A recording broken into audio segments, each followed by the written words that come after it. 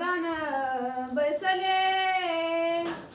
ज्या वेळेस प्रभू रामचंद्र ऋषीच्या आश्रमावर आले त्यावेळेस प्रभू रामचंद्रांनी चरणवंदन केलं आणि असणारे लक्ष्मण सीताने लोटांगण घातलं. त्यावेळेस ऋषींनी काय केलं, त्यांची षडोपचारे असणारी पूजा त्या ऋषींनी त्या रामचंद्राची केलेली आहे. श्रीराम कुसे ऋषी प्रती इंद्राद्रिक देव पंक्ती आले होते आश्रम प्रती कोणे आरती ऋषीवर्या. त्यावेळेस प्रभू रामचंद्राने असणाऱ्या ऋषींना विचारलं, देव आणि इंद्रदेव जी आले होते ती कोण्या कारणाने आले होते हे असणारे प्रभू रामचंद्र ऋषीला विचारू लागलेले आहे.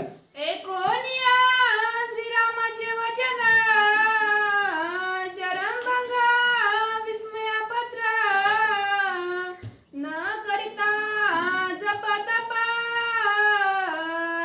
दिव्य दर्शन श्रीराम देते.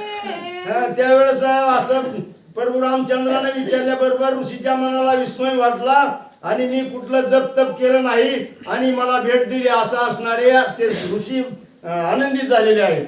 दिव्याचे श्रीरामाचे पोटी श्रीराम देखे अखिल सृष्टी श्रीरामे दाटुगी बह्य दृष्टी देखून या पोटी श्रीराम.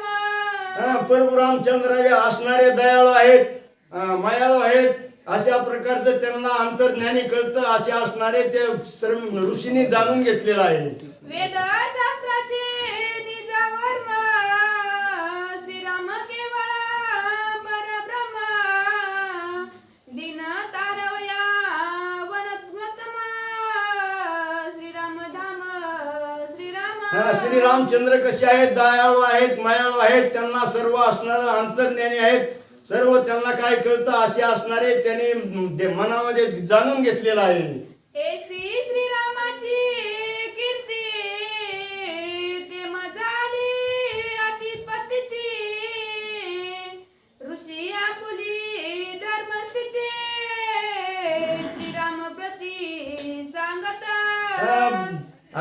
ऋषी असणारे प्रभू रामचंद्राला सांगायला लागलेले आहेत. श्रीरामचंद्र दयाळू आहेत, मायाळू आहेत, अंतर्ज्ञानी आहेत, अशा प्रकारचं ते ऋषी सांगू लागलेले आहेत. म्या साधली जे प्राप्ती अति सुस्तरा ते जना प्रती त्या धर्माची निज स्थिती अशा निगुती सांगेन.